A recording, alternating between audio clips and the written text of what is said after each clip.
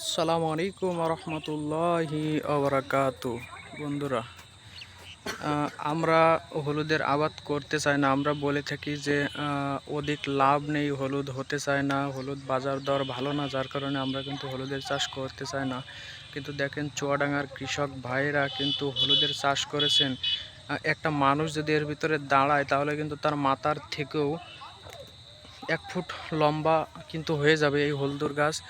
এত সুন্দর হলুদ হয়েছেন, তো মাশাল্লাহ, আল্লাহর কত রহমত। হয়তো তার নিচেই মাটির ভিতরে কত হলুদ আল্লাহ পাক দিয়েছেন। তো বন্ধুরা,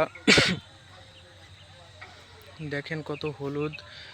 এই যে কিন্তু সাইডে দেখেন ঝালের আবাদ করেছেন, ভিতরে কিন্তু তিনি পালং শাক চাষ করেছেন।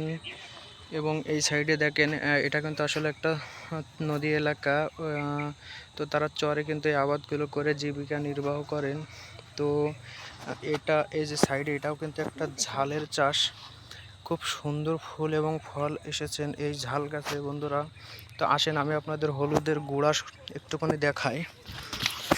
দেখেন, একটা হলুদ গাছের গুঁড়া কত মোটা হয়েছে। দেখেন, মনে হচ্ছে এটা হয়তো কোনো একটা কচু গাছের গুঁড়া, এত মোটা হয়েছেন।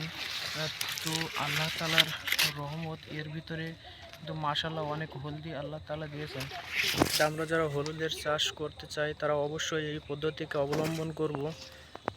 দেখেন, 1 বিঘে পর পর কিন্তু হলুদের বীজটা তারা লাগাইছেন, 1 বিঘে পর পর হলুদের বীজটা লাগাইছেন।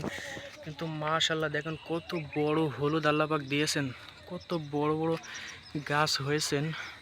তো সবুজের প্রশংসা না করলেই নয়, আল্লাহ তালা কিন্তু অধিক নিয়ামত কিন্তু রেখে দিয়েছেন এই শস্যের ভিতরে। শস্য খাদ্য দ্রব্য, এটা কিন্তু আল্লাহ তালার একটা রহমত। তো বন্ধুরা, আপনারা যদি কেউ হলুদের চাষ করতে চান অবশ্যই তো আপনারা এই পদ্ধতিটা অবলম্বন করবেন। 1 বিঘে পর পর একটি করে হলুদের বীজ বপন করবেন। তো দেখেন আসলে কত সুন্দর একটা হলুদ। এটা কিন্তু খুব লাভজনক একটা আবাদ, আপনারা চাইলেই করতে পারেন। তো দেখেন, এই ভাই কিন্তু হলুদের পাশে একটা পেঁপে গাছের চাষ করেছেন। তো এই যে দেখেন সাইডে কিন্তু অনেকগুলো বীজ তোলা দেখতে পাচ্ছি, এগুলো তো টমেটোর বীজ বলে মনে হচ্ছে। তো ঝাল টমেটো এবং বেগুনের চাষ করে সফলতার মুখ দেখেছেন আজকে চুয়াডাঙ্গা জেলার কৃষকেরা।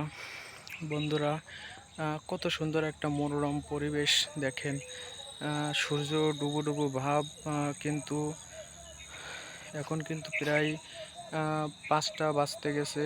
তো আমরা এখনও চুয়াডাঙ্গার মাঠেতেই আছি, আপনাদের জন্য কিছু ইনফরমেশন দেবো বলে। দেখেন, এটা একটা কৃষক ভাই, তার ছেলে কিন্তু এই যে ঝালের ভুঁইটা পরিচর্যা করতেছে। অল্প অল্প বয়সে কিন্তু তিনি খুবই পরিশ্রম করে থাকেন।